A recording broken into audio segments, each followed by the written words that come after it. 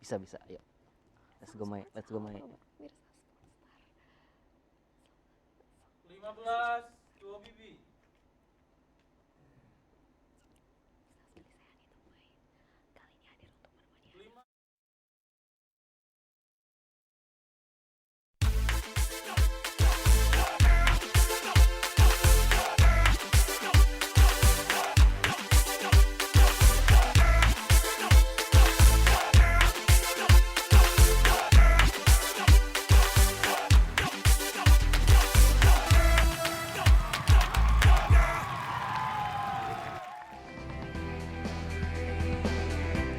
Salam Sports, halo apa kabar pemirsa Sports Star. Senang sekali hari ini saya Anita Mai akan menemani Anda semua untuk menyaksikan BRI Liga 1.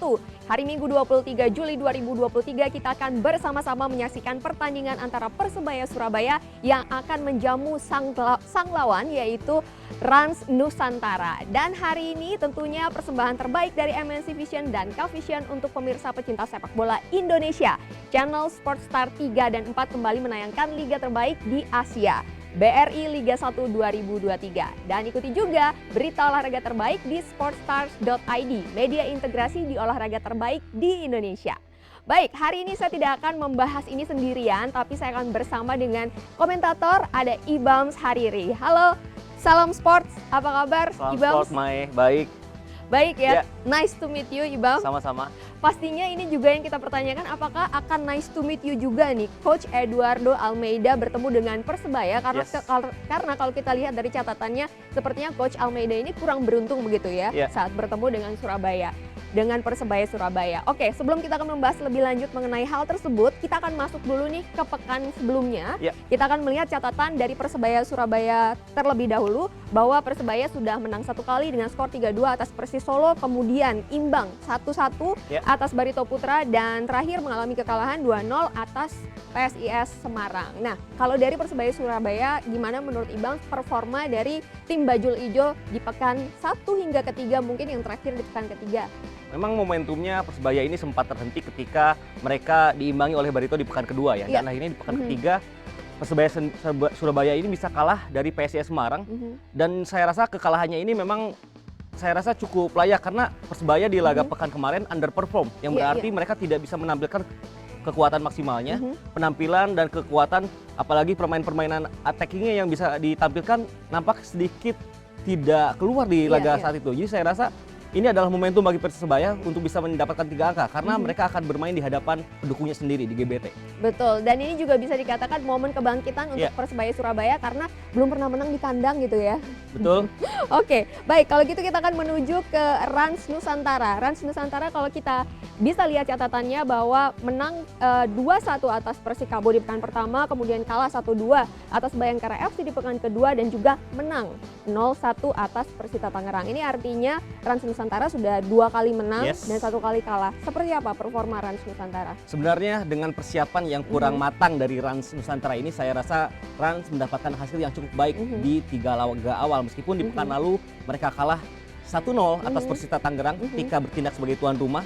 Tapi saya rasa Rans ini tetap bisa mendapatkan ataupun bisa memberikan harapan kepada fansnya karena bisa mendapatkan 2 kemenangan, bahkan dengan permainan yang saya rasa tidak terlalu menghibur tapi itu efektif Iya, karena itu khas dari style pelatih Coach Almeida dan saya rasa itu yang akan kembali ditampilkan di laga sore hari ini. Oke, kita akan nantikan bersama dan kalau kita melihat di pekan ketiga Ya. nih ya Ibams ya, kita lihat mungkin ada satu pertanyaan begitu ya. Apakah line belakang atau lini belakang dari Persebaya Surabaya ini dipertanyakan karena cukup sering kebobolan Ya. gitu ya. Bagaimana Ibams melihat line belakang Persebaya ini dengan para pemain yang ditempatkan sekarang oleh Coach Aji Santoso? Memang jika kita berbicara permainan Persebaya di bawah Coach Aji Santoso ini identik dengan permainan yang menyerang, yang berarti menuntut garis pertahanan mereka semakin tinggi, Ya. naik ke tengah.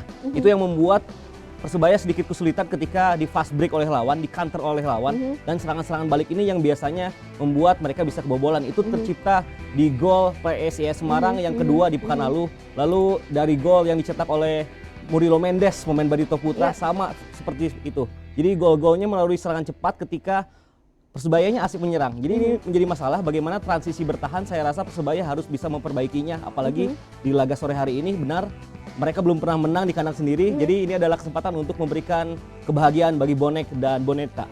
Wah, pastinya ini juga kalau dukungan di Ya. kandang sendiri harusnya bisa lebih bersemangat lagi Betul. begitu ya. Tapi nih ngomong-ngomong soal bersemangat ini ya, mungkin pertanyaan lainnya adalah apakah Coach Aji ini dikatakan mungkin kurang tepat gitu ya. Kalau kita melihat perform di pekan yang lalu, Ya. pekan ketiga, apakah kurang tepat nih kalau menempatkan pemain yang tidak pada posisinya seperti Alwi Slamet yang ditempatkan sebagai bek kiri meskipun secara performa dia mampu untuk melakukan hal tersebut, namun banyak yang mengkritik bahwa jangan-jangan ini gara-gara salah placement nih, salah Iya. penempatan nih.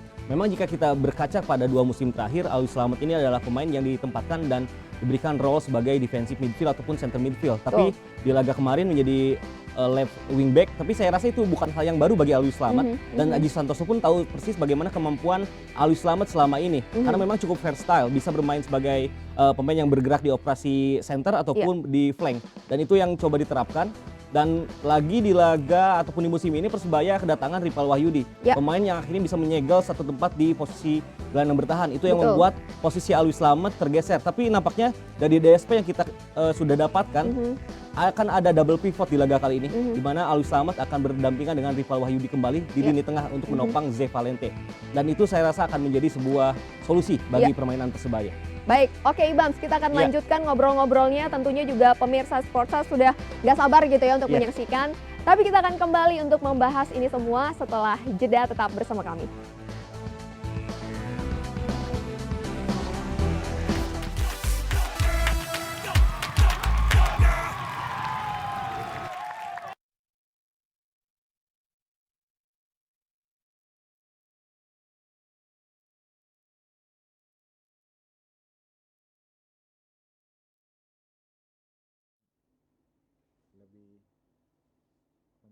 Lebih panjang lagi, ya.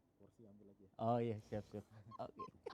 Catatannya banyak banget. Enggak, gue takutnya dia udah mau masuk juga gitu. Nggak apa-apa ya? Iya. Oke, tunggu klasmen. Ini kan aku baca dulu ya. Baik, posisinya